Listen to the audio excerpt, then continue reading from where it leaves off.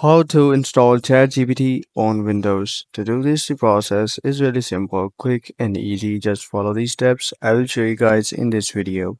Now, we'll head over to Google Chrome and we will search install ChatGPT. Now here, you see this option, download ChatGPT from OpenAI. So we will go and click on this link and it will redirect us to this page.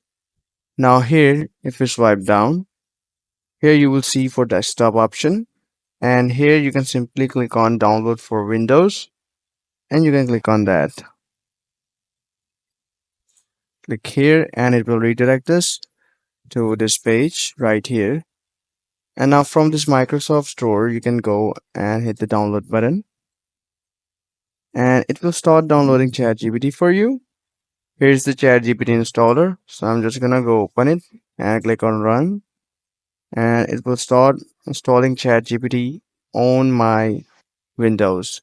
That's how quickly you can go and do this. I hope you found this video helpful. I'll see you guys in the next video.